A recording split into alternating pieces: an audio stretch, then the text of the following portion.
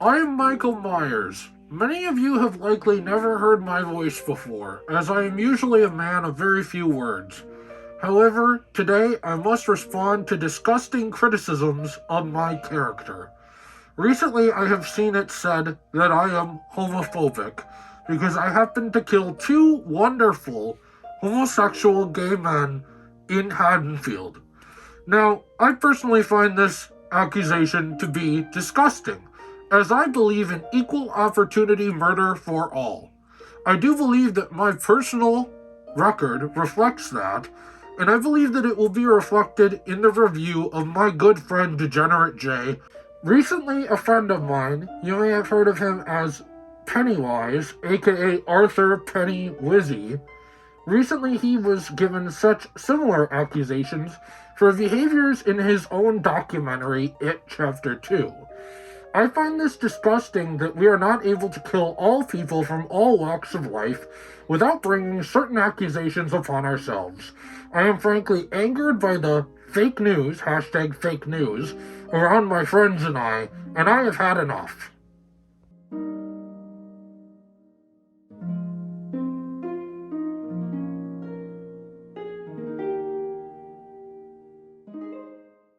So as with all my newer-ish reviews, I will do a little bit of a spoiler-free section here, just a couple minutes, and talk about the movie.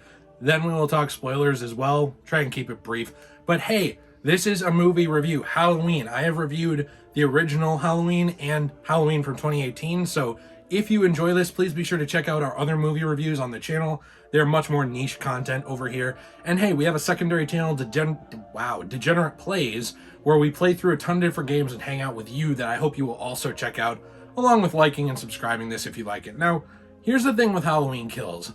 I can tell you without even getting into specifics that this is probably my least favorite out of the trilogy of this timeline, but that doesn't make it a bad movie at all. In fact, I think that this is a really fun horror movie. It goes a little more into action concepts. I think that when we're talking about positives, I don't have a list in front of me or anything, but I think that one of the best positives of this movie is that it does feel like Halloween. In a lot of ways, this does feel like a modern Halloween 2, down to things like the hospital setting for a lot of the film, and even things like a bedridden Laurie Strode. But it's worth noting that there are a lot of differences. This is not just modern Halloween 2, the non-John Carpenter edition. This is its own thing. Now, when we start looking at it from a spoiler-free, but only looking at, I guess, story plot points that you'd obtain from the trailer, it is essentially a movie about Michael Myers still, but it is much more about the town of Haddonfield and his effect on them. Now, you might think that sounds really interesting, and at times it really was. Other times the movie struggles to actually make this concept enjoyable and worth watching. There's a lot of focusing on side characters in this film that maybe don't matter quite as much, and who essentially end up being cannon fodder a lot of the times for really cool kills, but they go away rather quickly. There's also a lot of focus on their really stupid decisions. Yeah, it's also worth noting that there is a lot of focus on the town and their choices as well, not just Michael Myers. And this movie probably makes Haddonfield out to be the dumbest town, if not only in the United States, in the entire world. The characters in this movie, while likable, are very stupid, and they make a lot of really dumb decisions. Normally, I would just look past that because it's a horror movie, and a slasher at that, where generally people just make dumb decisions, but it is off the rails in this movie. If you can look past that, if you can look past the dumb, stupid motivations and decisions of a lot of the normal human, non-Michael Myers characters that are not Laurie Strode or Allyson, if you can look past that, I think that this is a really fun, unique slasher movie, and it does keep the spirit of Halloween alive. This is very much a follow-up to 2018. It's very obvious that this is almost an epilogue in a way, more than it is a sequel. This is essentially Halloween 2018 Part 2. And one thing I will say with that movie that it did better than this one is it really conveyed a sense of nostalgia, and that was probably because that was what they were going for. You know, this was the first time in 40 years, according to them in this timeline, that Michael was putting on his mask. This was the first time in 40 years that he returned to Haddonfield and all this stuff. Because of that, that novelty is not there in this movie. It's not the first time in 40 years Michael has killed anybody. It's not the first time in 40 years that Laurie Strode has faced Michael Myers. It's not the first time of anything. So because of that, this movie did lose some of that novelty and nostalgia that 2018 had, which I think helps it edge out this movie. But overall, I will say, in concluding non-spoiler sections, because this is way too hard to talk about without spoilers, because it's literally a movie about a psycho killer killing a bunch of people, and that's the story. The side characters are annoying, sometimes boring. The main characters of, obviously, you know, Laurie Strode, Allyson, and Michael are, as always, compelling and interesting, and I think that the actors and actresses did a fantastic job. I'm very interested to see where it goes from here. Even though this is the worst movie in the trilogy, it's still a really good movie, and if, like, this being the worst movie says anything about the quality of the movies, I think it says a lot and how good they are, because I really enjoyed this one a lot. I thought it was still a really good movie. I did too. I think the most focused is still the original. You know, it's a little hard to believe that 40 years later Michael Myers is killing this many people. But there are, I will say also, some explanations to that given in the movie that helped alleviate that criticism that I had from this and the previous movies. So check it out if you enjoy the Halloween movies. If you enjoy scary movies, I don't find this scary. I don't find slashers scary, really. That's just me, but I do find the character of Michael Myers interesting and intriguing. I've always loved this horror character, and he is a scary guy. It's just, it's not like, you know, it's not the same kind of thing as like a boo gotcha or psychological horror. It's more a dark movie. To be fair, you're also the sicko who laughs when people die in the movie. There were some funny kills in this movie. Yeah, because you're a freak. We will hop into spoilers now. So with this movie, I think the first thing to talk about with spoilers is that there is no reason for Laurie Strode to really be in this movie for the most part. It was kind of odd. This movie was very much marketed off of Laurie Strode and Michael Myers being the main characters again, and that conflict between the two of them. But this movie does almost everything it can to downplay that conflict between Michael and Laurie. For some reason, Kitty wants to be in this video, I guess. But with this movie, I've noticed that one of the key focuses that kept getting brought up, which is neither a positive nor a negative, is that they keep bringing up, you know, Laurie's daughter, Karen, keeps bringing up that, oh, Michael's going to come to the hospital and kill Laurie. Michael's going to come to the hospital and kill my mom. But they also keep pointing out, like, no, actually, Sartain from the previous movie is the one who brought Michael to that house. He was just going to kill Laurie because he happened upon her. And in a way, this almost cheapens the connection between these two characters. Like, if you're saying, oh, Laurie Strode and Michael Myers are really connected, this movie kind of just says, like, no, they're not. Laurie's obsessed with Michael. Michael just wants to kill people.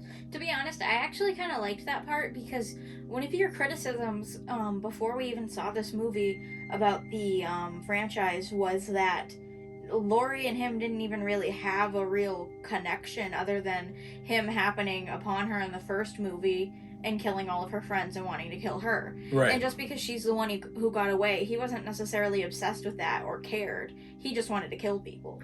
Yeah, that's what's interesting is, like, there are things in the 2018 movie that point to, well, maybe he would have sought out Laurie. Mm-hmm. You know, we don't know. And this movie gets into that a little bit too. We don't know what makes Michael Myers tick exactly. But he didn't. He did not seek out Laurie in the original.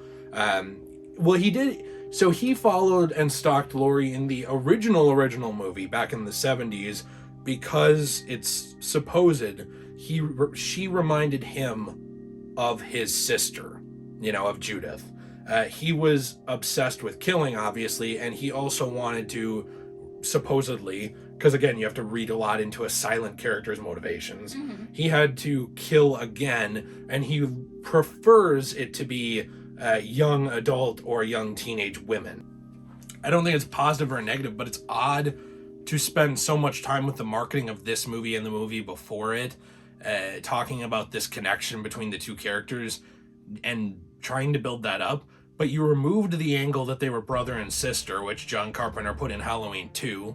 I never loved that angle anyway, but you took that out, right? That they were secretly brother and sister. So now the only connection between them is Laurie survived and it's the one who got away, but now there is no connection.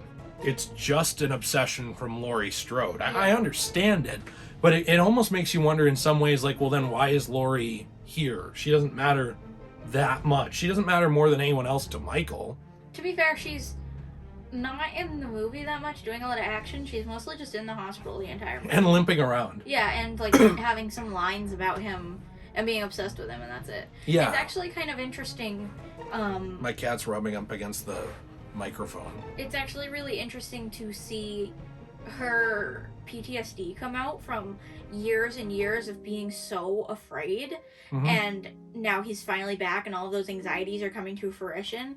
I don't know, I found that part of the movie to be really enjoyable. Well, yeah, they do a good job with her. It's just that she's barely in this movie. I feel like you see that a lot more in 2018. Yeah. You only see glimpses of it here. And the human... I say human because they have said in interviews, no, Michael Myers is still human. I don't really buy that. But in this movie, they straight up say, like, we don't know what makes him tick.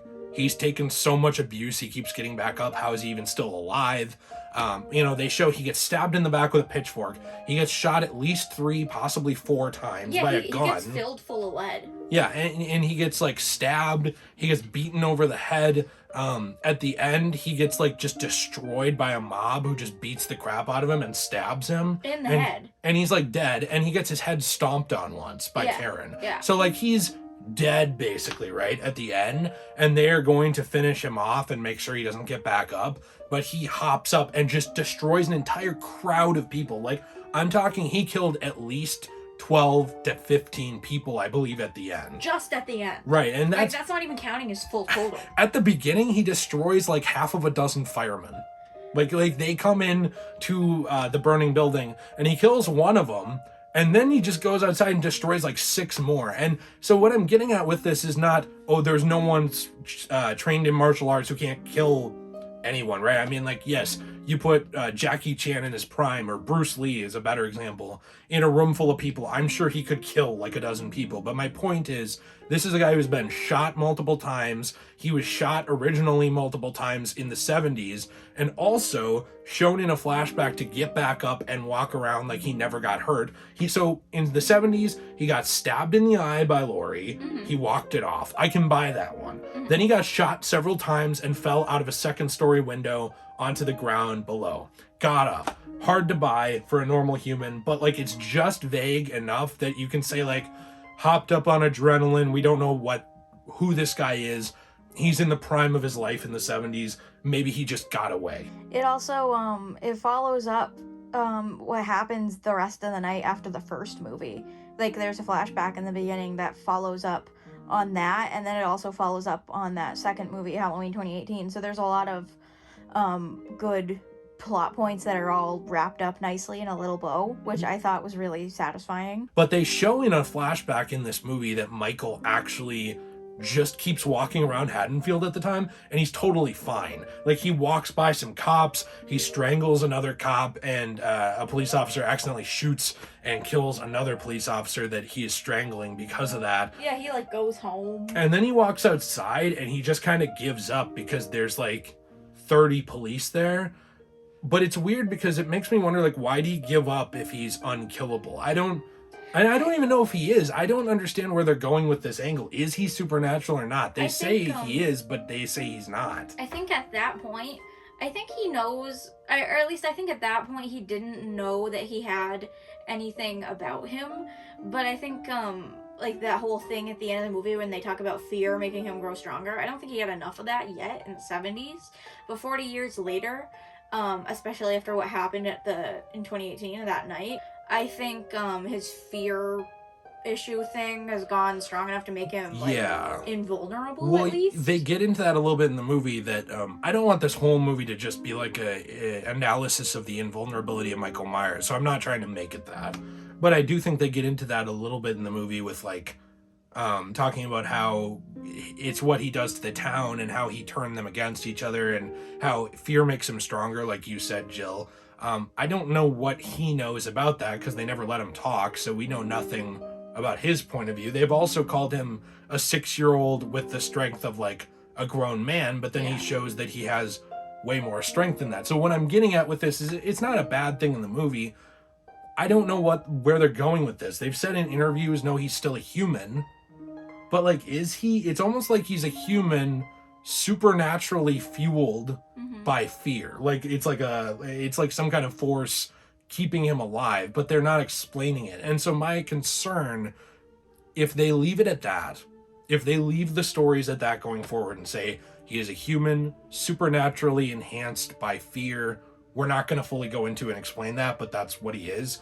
Is it vague and a little cheesy? Sure, fine. But it's a slasher movie. I can buy it. What I'm worried about is getting some crap like they did in the old Halloween timeline with things like the Cult of Thorns, where it was like, no, actually witchcraft is keeping Michael Myers alive, and the curse of the Myers family line is like what drives him, and there's like magic involved, and you know what I mean? Yeah, like what they did with Jason. Well, yes, and they did that with the old Michael Myers movies. Like they did that back when they continually pumped these out, and I'm just saying I'm concerned about that angle going forward because I like the idea. I mean, I know some people like the idea sorry, that he's just a normal guy.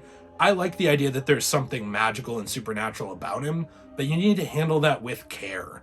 And you kind of need to be a little vague about it unless you have some really deep and specific, well thought out lore to go into. Well, and they don't. I really don't believe they do. I don't think they do either. I think a lot of the movie was just kind of them bullshitting some stuff and like farting it out of their ass for the script. You make your horror character so invulnerable that there's no reason for anyone to ever try and fight them, right? Everyone should just run. Yeah. And we've kind of gotten to that point in these movies now. Yeah, and that's kind of an issue. Like, even Freddy Krueger has his weakness. Like, people can stand up to him in dreams to an extent. You can see that in things like Dream Warriors. If you go too far in that direction, you've made the threat so big that there's no fighting back against it and no point to the movies in a way. But also, if you go too far in the other direction, you either kill off your moneymaker or you make him not seem like a threat anymore. Well, and that's what I'm worried about, is that they're just viewing him as their moneymaker. Yeah. Because I kind of worry that is their point, is to make it so that Michael is just around forever, killing forever. Because there have been things in interviews hinting at Ends not being the final movie, just being the end of the Laurie Strode arc. So I don't know how that's going to go.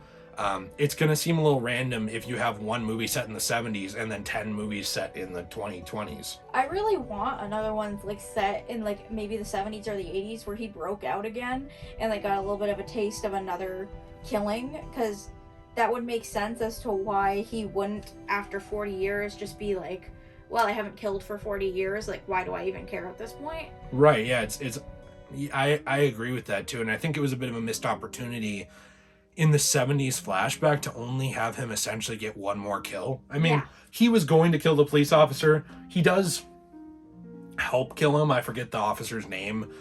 While he's strangling him and the guy gets shot and then he lets go of him because he knows he's dead, right? I mean, he did his job. It's just like, it comes across a bit uneven to have a Michael Myers who killed one person, his sister, then 15 years later he comes back, he kills about 4 or 5 more, then 40 years later he comes back and he kills 100. It's just literally a bit of an odd... it's like a bit too much. It's an odd creative choice to go with. It's really easy, like I just did, to get bogged down in those explanations. And maybe at the end of the day, the explanation is just something that Jill kind of was talking about off camera between takes, which is that maybe the fear of Michael Myers is what makes him stronger now as an old man. You know, maybe there is no more to it than that. There is some sort of dark force that keeps this man active and alive and makes him supernaturally strong. And the urban legends and myths about him spreading throughout Halloween night every year, despite him being locked up for 40 years, maybe that's what did it. Again, if you like 2018, I really do think you'll like this movie. I've talked to people who like it significantly more, and I've talked to some who think it's as good, and I've talked to others who think it's a little worse. I fall under the it's a little worse in writing category and also in seriousness. because it's kind of hard to take some things in this movie seriously. It seems like they were trying to have fun with the kills like Friday the 13th and not, be super scary and serious like the original Halloween or even 2018. There's also some parts where they purposely tried to be funny, like the guys who live in Michael's house now. Yeah. They like had some funny scenes where like that one guy got high and was dancing to Halloween music. Yeah, there were a lot of scenes trying to be a little comedic. Yeah. And lighten the tone, and that's fine. But it makes for a little bit of an uneven movie. I also do think that there were whole subplots in this movie that could be done away with. Yes, I understand the whole thing with the town getting angry and trying to go after Michael Myers, but like the death of the other asylum patient. Yeah, the inmate. Yeah, it was weird and uncomfortable and really sad. I get that's the point of it. Like, well, this is what mob justice leads to and all this stuff. But it kind of was a weird detour for the movie that had nothing to do with Michael Myers at all. It was just there to make you feel bad. Yeah, I mean, it was about how this town of people is so scared and terrified that they band together to try and get rid of Michael, and they end up hurting someone else just like Michael. It's like, who's the real monster here, that kind of thing. That's fine. That's a fine side plot, but I gotta be honest, the characters that it involved are so boring. These characters never meet the main characters, No. They don't end up mattering in any significance except to establish that they're two relatively peaceful, nice guys who care about each other and like the house they live in and enjoy Halloween, and that's it. Now, what was benefited by doing that?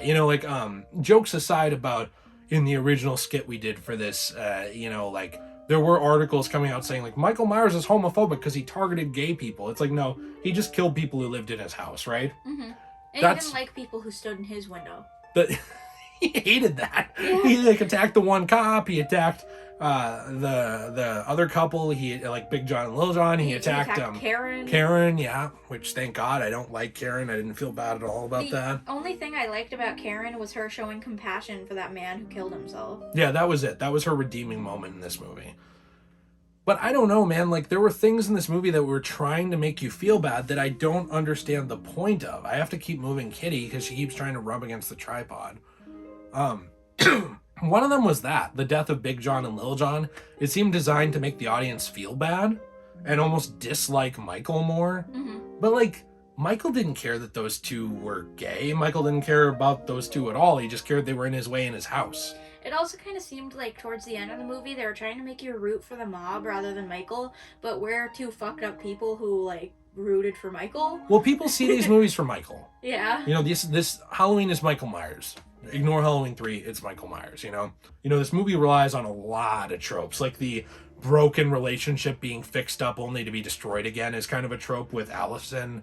The trope of like ignoring your elders and their wisdom with Jamie Lee Curtis, obviously playing Laurie. The trope of a supernatural killer who cannot be stopped or explained with Michael. There is a lot of tropism in this movie It seems like they put it out fast. It does not make it bad, but I almost feel like you can tell, like you were saying, that this was affected by the pandemic. Yeah. Like the writing or something was affected by what was going on in the real world. I like it a lot. I enjoy it. These movies are fun. At the end of the day, you have to accept a lot of what you see on screen and not question it to enjoy them. This still is the best timeline. I really do believe that in Halloween. I think this is the best timeline that they have made so far. I just pray they do not screw it up by continuing to drag out the franchise indefinitely again, like they did every other time Michael Myers came back. Let me know what you think in the comments down below. What are your thoughts? What do you want to see out of the next installment in the series? I'm at the point where I just want to see Michael kill more people. I don't need big explanations. I don't need all of that, but I'm interested to hear your thoughts. Be sure to leave a like and subscribe for more content if you enjoyed this, and check out in the description down below. We have lots of different ways for you to support the channel. For example, movie reviews would not be possible without our wonderful, amazing patron supporters, who I will throw in some of their names right here in the video. Thank you so much for supporting us. And there is access to over 80, I believe it is approaching 100 exclusive videos over on our Patreon that you can check out. Some are unlisted videos that didn't make the cut. Some are uncut versions of videos on this channel, and others. One that we're going to upload is our uncut version of the Ghostbusters review that hasn't even come out yet. So there is a lot of stuff to look for over there. I hope you'll check out. Have a fantastic day, and as always, everyone, stay shway. Bye.